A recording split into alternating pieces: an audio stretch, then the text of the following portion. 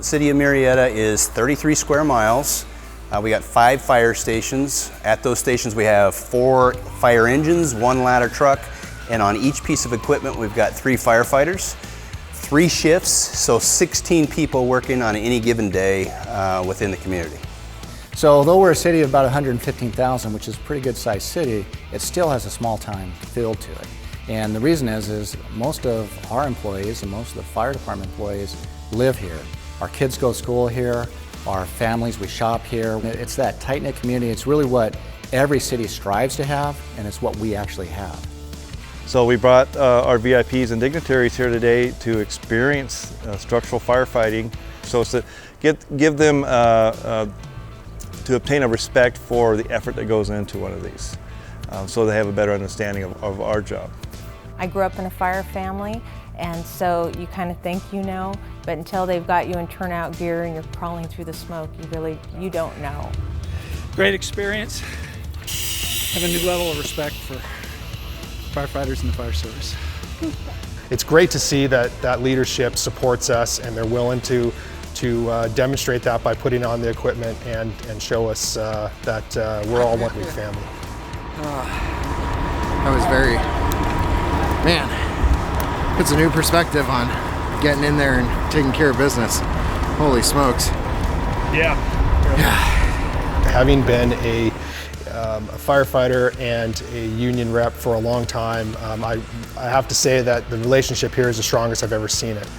And it all comes down to having a fire chief and management that is willing to work with the labor side, the firefighters, and communicate together, because there's nothing more powerful than having labor and management on the same page, going after the same mission, vision, values, and goals of the fire department.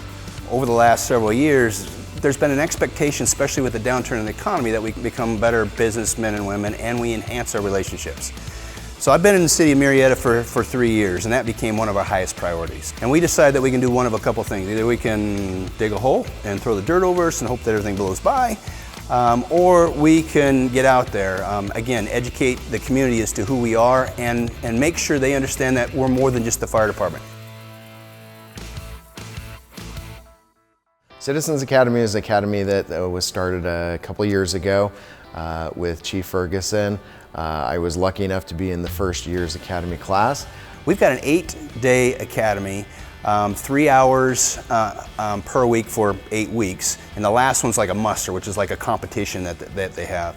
Really, it's designed to let the community come into the department and learn about everything we do. Nothing we do in the police department or the fire department should be a secret or a surprise. So knowing the ins and outs of the department like that is huge to be able to tell the story for them in the community, and especially to the business community. So there are a number of things that I learned going through the academy, just about how many different areas of expertise that firefighters have to have. Certainly not just about responding to fires, vehicle extrications, medical aid calls. There's a whole myriad of things that they do that we weren't aware of. And he likes his little trophy he got too, so. Yeah, I did. Relationships are the most important thing we can do. So if we have a little bit of fun and just have a conversation, I think as much as anything, there's value in that. Outside that, when we have discussions about anything from staffing to equipment or fire behavior or wildland, they're going to have some context. We'll be able to have an educated conversation about exactly what that means. The business model for the fire department here has really been one of continuous improvement, which is why they went through the accreditation process and why they've been recommended for approval. So the accreditation agency is the Center for Public Safety Excellence. What's unique about it is there's only roughly 250 fire departments in the entire world that are accredited. Right? There's only 18 other departments in the state of California, and we'll be the first in the county of Riverside to be accredited.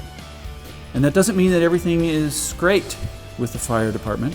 That means that they are aware of everything and they're working on solutions. And they're doing that in a transparent manner. So they're involving folks here in the community.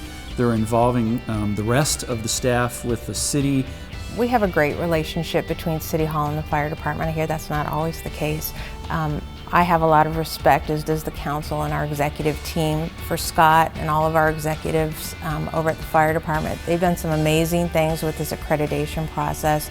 It is validation to see that all the hard work, this blending of two cultures, the future with the past, that it's working and it's worthwhile. It by no means that we've arrived. And so the point of the journey is not to arrive, because you don't arrive. You're always evolving, you're always changing, and if you stop changing, everything's going to pass you by.